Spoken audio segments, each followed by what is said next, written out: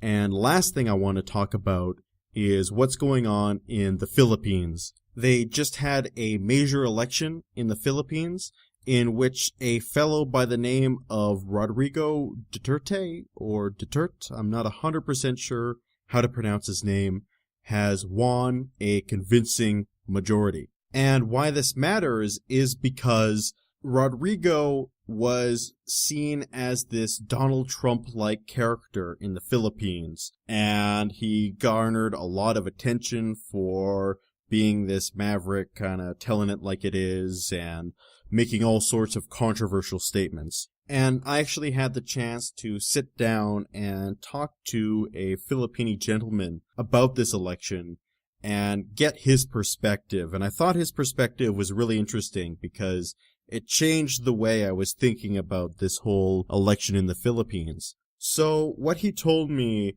was that this guy used to be the mayor of a large city in the Philippines, and what he did was make a name for himself by really cleaning up the town. He had very strict rules, like extremely strict. His attitude, he said, was basically, if you're gonna mess around in my town, I'm gonna kill you. And apparently it was effective, that his city was one of the most well-run and least crime-ridden cities in the Philippines. But what he also told me was that this guy isn't seen as a right-winger in the Philippines. He is seen as almost a communist figure.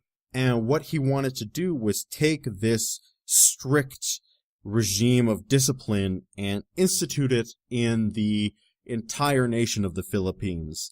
And this really resonated with a lot of the population because government corruption in the country was so extreme and so crippling that people wanted to change, and they were willing to accept just about anything that would potentially deliver that change to them. So they look at a guy like Rodrigo who has a proven track record of cleaning up government corruption, and a lot of people in the Philippines looked at him and said, this guy's my guy. This guy's the guy who's going to clean up this mess once and for all. And when I was hearing his perspective, you can hardly blame the Filipino people for voting the way they did, because government corruption is something that holds back a lot of developing countries.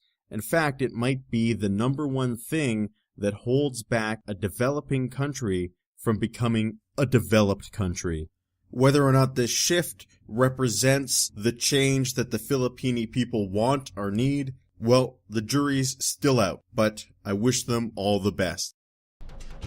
Naging kontrobersyal si Mayor Duterte dahil sa kamay na bakal yung pamamaraan. Do what you have to do. I'll try.